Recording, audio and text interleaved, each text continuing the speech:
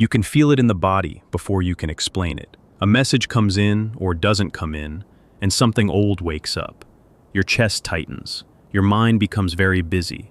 You tell yourself you are calm, that you are mature now, that you are not the kind of woman who waits by the phone anymore. And yet there is a part of you that still listens for footsteps in the hallway of your own life.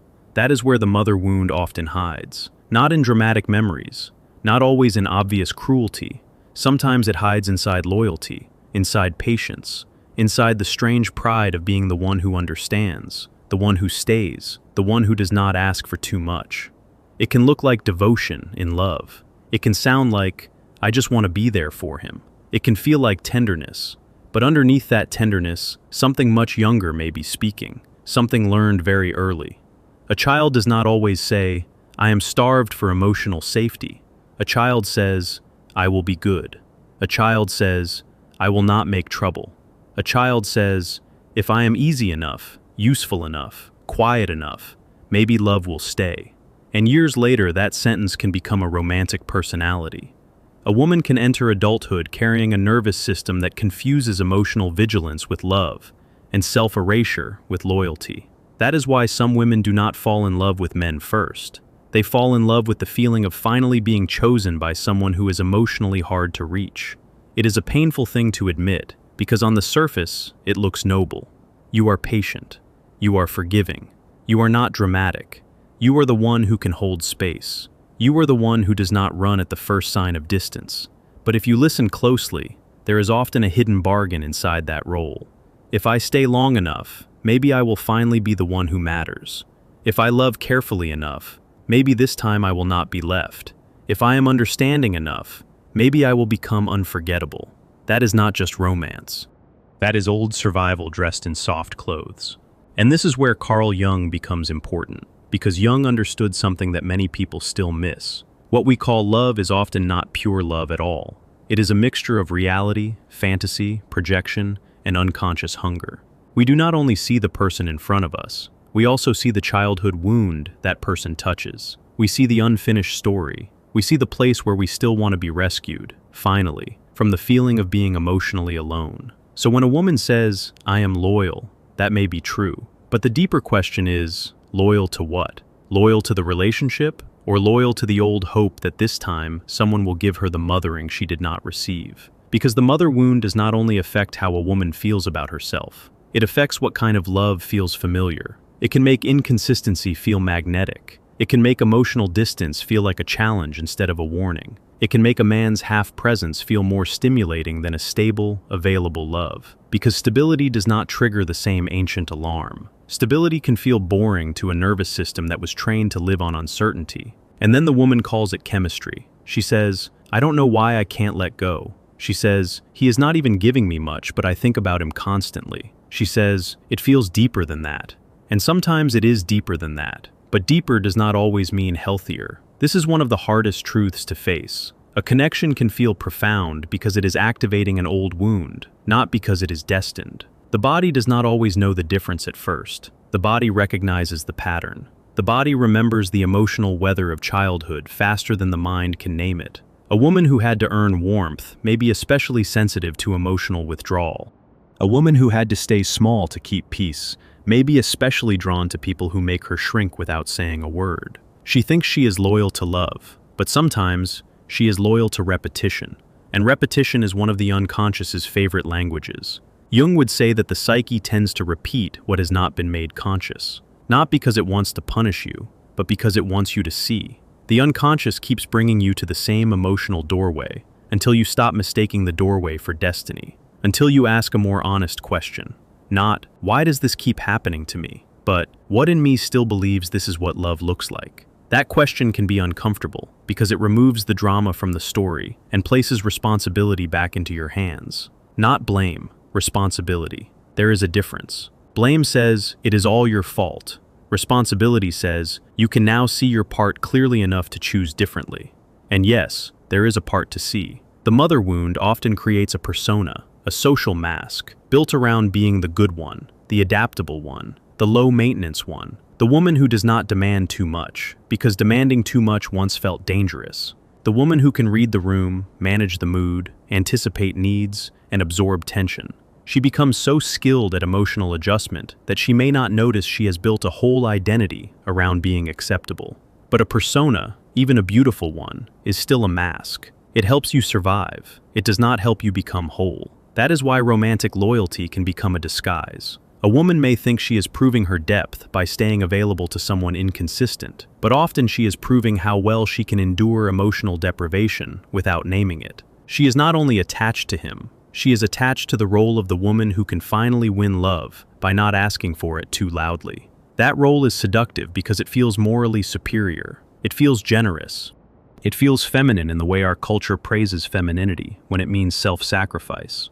But Jung would never confuse self-sacrifice with individuation.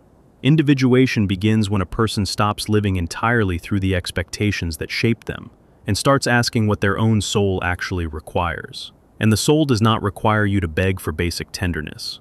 The soul does not require you to make yourself smaller so that another person can feel bigger. The soul does not require you to translate neglect into mystery. The soul does not require you to call anxiety intuition just because the anxiety is familiar. There is a moment many women know too well. He is not cruel exactly. That is what makes it harder. He is warm just enough to keep hope alive, distant just enough to keep you guessing. He may send a message that is affectionate but vague. He may disappear and return with a sentence that opens the door without walking through it. He may make you feel chosen and uncertain in the same breath. And if you grew up with emotional inconsistency, your nervous system may read that as home. Not because you are weak, because the body is loyal to what it learned. This is where the mother wound and romantic loyalty become almost indistinguishable. The woman is not only trying to keep a man, she is trying to repair an old emotional climate. She is trying to prove that this time, if she is patient enough, if she is beautiful enough, if she is understanding enough, the withdrawn figure will finally soften, finally stay, finally become the nurturing presence she always wanted. But he is not her mother, and she is not a child anymore. Still, the child inside her may be the one falling in love. That child does not want a theory. She wants relief. She wants to stop bracing. She wants to stop reading tone for danger. She wants to stop feeling that every small delay means she is about to be forgotten. And because she wants relief so badly, she may attach that hope to a person who can never truly provide it. This is the trap. The trap is not that the man is always terrible. The trap is that the wound makes you interpret his emotional limitations as a challenge to your worth. If he is closed, you try harder. If he is inconsistent, you become more understanding. If he is distant, you become more patient. Every time you adapt, you feel as though you are being loving.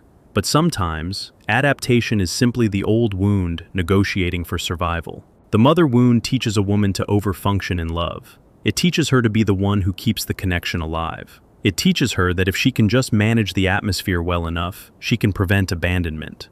And the body pays for it. You start to feel exhausted after conversations that should have felt simple. You start editing your feelings before you speak them. You start apologizing for having needs. You start feeling guilty when you want clarity. You call yourself easygoing, but inside, you are constantly scanning. That scanning is not peace. That is hypervigilance. A woman can spend years calling this loyalty. But loyalty to what exactly? To love? Or to the fear of being the one who leaves first? To connection? Or to the unconscious promise that if you endure enough, you will finally be rewarded? To the man? Or to the fantasy that his emotional availability will prove your worth? This is where projection enters the room quietly. Projection is one of Carl Jung's most useful ideas because it reveals how much of what we feel in relationships actually belongs to our inner world. We do not only see the person, we project meaning onto them.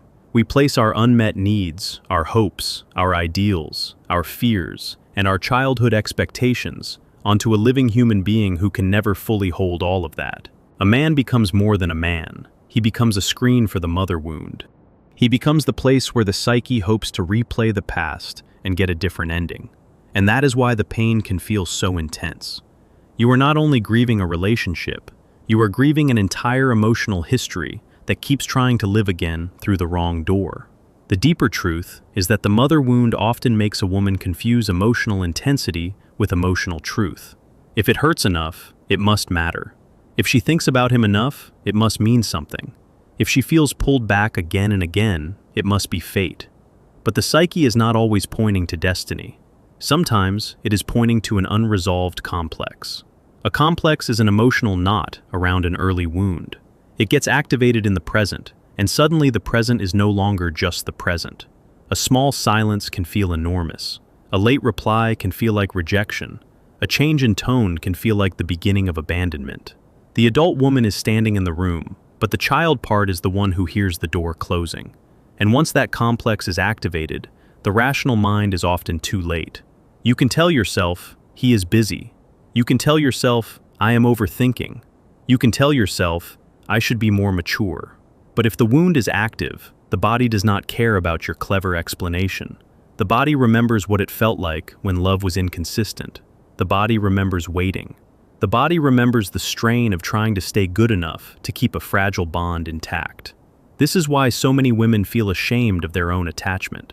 They think something is wrong with them because they cannot simply move on. But often what is happening is not weakness. It is a complex asking to be seen. It is old emotional material rising to the surface, demanding consciousness. And consciousness changes everything. Because once you see that your loyalty may be serving an old wound, you can begin to ask a different question. What if this is not about him being the one? What if this is about the part of me that still believes love must be earned through endurance? What if my longing is not proof of destiny, but proof of an unmet need that has been searching for a face? That question can feel almost offensive at first. It takes the romance out of the fantasy. It removes the sacred fog. But it also gives you your power back. Because if the pattern is internal, then the path out is internal too. That does not mean you invent a new reality by force. It means you stop feeding the loop. You stop turning every moment of uncertainty into a test of your value. You stop using your nervous system as evidence. You stop letting the wound choose your partners for you. And this is not coldness. This is maturity. There is a difference between loving deeply and abandoning yourself deeply. The mother wound often blurs that line. It teaches women to call it love when they are actually disappearing. It teaches them to equate self-abandonment with devotion. But devotion to another person should never require betrayal of the self. Never. Sometimes the most loving thing you can do is stop participating in a dynamic that keeps your wound alive. Not to punish anyone, not to manipulate, not to make a point, but because your psyche is tired of living in a state of emotional childhood. There is a quiet dignity in that moment. Maybe you still care. Maybe you still miss them. Maybe some part of you still hopes. But you begin to notice that hope is no longer enough to justify the cost. That is a turning point. A woman begins to heal when she stops asking, how do I make him stay? And starts asking, why does my body think this is the only kind of love available to me? That second question opens the door to real change, because it brings the mother wound into daylight. It stops treating the man as the whole story. It reveals the deeper architecture underneath the relationship. And once the architecture is visible, the fantasy begins to lose its spell. You may notice that the intensity changes when you stop chasing. Not because you are playing a game, not because you are trying to trigger him, but because the old role is no longer being fed. The part of you that was always reaching, always explaining, always smoothing things over, begins to withdraw its energy. The dynamic feels strange at first because your system is used to overfunctioning. Silence can feel like danger when you have built your identity around keeping connection alive. But silence can also be a boundary, and a boundary is not a wall. It is a line that says, I am here, and I will not leave myself to keep you comfortable. That line can feel almost shocking if you were raised to believe that love means flexibility without limit. Yet without limits, love becomes a place where the self disappears. And a relationship that requires the disappearance of the self is not intimacy, it is reenactment. This is where the shadow comes in. The shadow is not just the dark side of a person.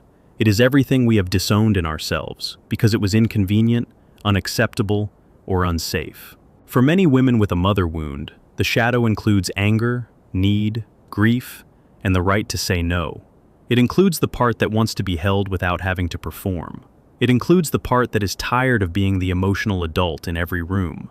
It includes the part that is no longer willing to be grateful for crumbs. If that shadow has been buried for years, it can feel frightening when it begins to rise. You may worry that becoming more honest will make you less lovable. You may fear that boundaries will make you cold. You may worry that if you stop being the understanding one, you will become the difficult one.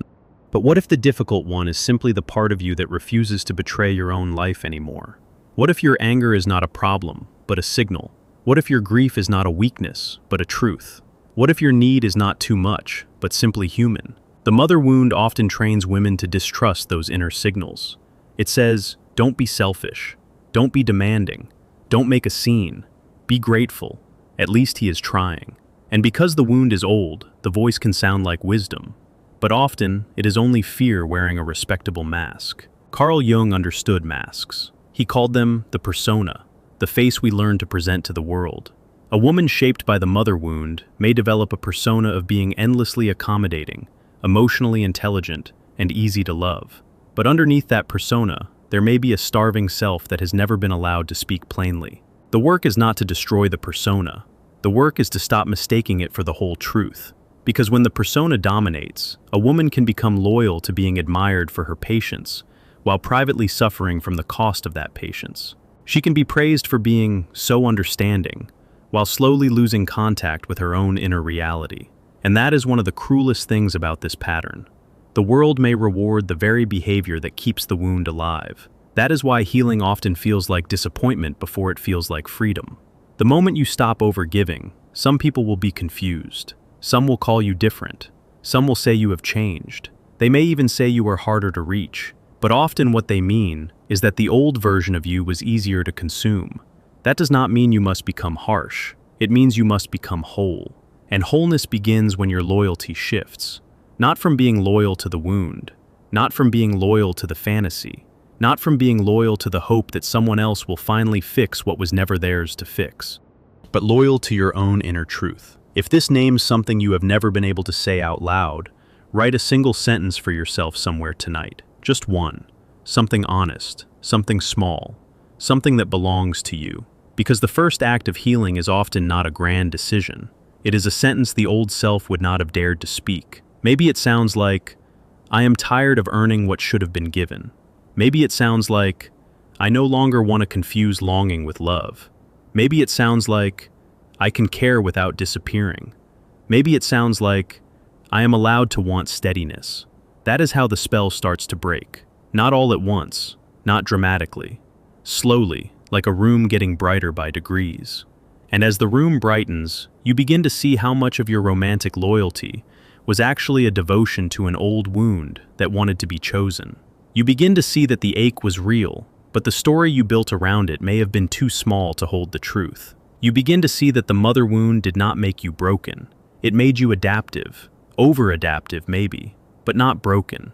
There is a difference. Adaptation saved you once. It helped you survive emotional climates that were too cold, too unpredictable, too demanding. But what saved you then can imprison you now. The same skill that once kept you safe can become the very thing that keeps you from receiving real love. That is the paradox. The trait that was praised in childhood can become the pattern that costs you intimacy in adulthood. So the healing question is not, how do I stop loving? It is, how do I stop using love to continue a childhood strategy? That question is powerful because it reaches beneath behavior and into identity. It asks you to notice who you become when you are afraid. Do you become the peacemaker, the fixer, the one who waits, the one who proves, the one who never asks for too much? If so, then your romantic loyalty may be less about the current person and more about the old self that learned to survive by staying agreeable. And once you see that self clearly, you can begin to grieve her. She was not foolish. She was not pathetic. She was trying to preserve connection in the only way she knew. That grief matters. Because if you skip grief, you will only replace one fantasy with another. Real healing asks you to mourn the years spent confusing endurance with love. It asks you to mourn the parts of yourself that became invisible in order to remain attached. It asks you to mourn the hope that if you were just good enough, the wound would stop hurting. That hope was tender, it was human, it was understandable, and it was never meant to be your home. A woman begins to step out of the mother wound when she no longer romanticizes emotional scarcity. When she can look at inconsistency and see it clearly, without dressing it up as depth. When she can feel longing without obeying it. When she can notice attraction without surrendering her standards. When she can say, "This is familiar," and then add, And that is exactly why I must be careful. That is wisdom, not cynicism, wisdom. Cynicism closes the heart because it is afraid. Wisdom opens the eyes because it is awake. And awake women do not chase what teaches them to abandon themselves. They may still love, they may still feel, they may still be vulnerable, but they no longer confuse rescue with romance. They no longer confuse being needed with being cherished. They no longer confuse emotional labor with intimacy. They begin to choose relationships that do not require them to become smaller in order to be kept. That is the real transformation here. Not becoming hard, not becoming suspicious of everyone, not turning love into a battlefield. Just becoming honest enough to notice when loyalty is actually a wound asking for repetition. And when you notice that, the body can soften in a new way. Not the softening of surrender, the softening of relief. The kind that comes when you stop standing guard at a door that was never meant to be your prison. You may still remember the old feeling, the silent phone, the waiting, the hope, the urge to explain yourself one more time, the temptation to make your tenderness prove something. But now you can see the scene differently. You can see the child standing there, trying to earn what should have been freely given. You can see the mask, you can see the projection, you can see the complex at work, and seeing changes the spell. Because what is unconscious controls us. What is conscious can be chosen. That is the heart of Jung's work, and it is the heart of this wound too. The goal is not to become perfect. The goal is to become conscious enough that the old pattern no longer gets to write your love story without your permission. So, if you are in that quiet, aching place now, if you feel the pull to stay loyal to someone who keeps you emotionally hungry, pause. Put a hand on your chest. Feel how old this feeling is. And ask yourself gently, not harshly, am I loving this person, or am I trying to heal a childhood ache through them? You do not need to answer with shame. You only need to answer honestly. Because honesty is the beginning of freedom. And freedom, in the end, is not loud. It is not dramatic. It is the moment your body no longer confuses anxiety with devotion. It is the moment your heart stops calling abandonment a mystery. It is the moment you realize that the love you were searching for was never meant to require your disappearance. You were not born to be easy to keep. You were born to be whole.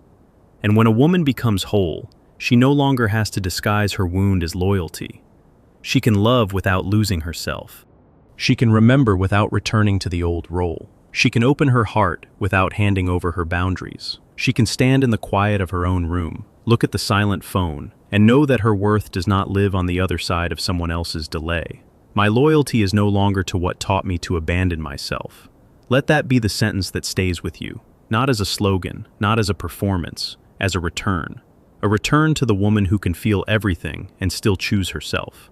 A return to the self that was waiting beneath the mask. A return to the place where love and dignity finally meet.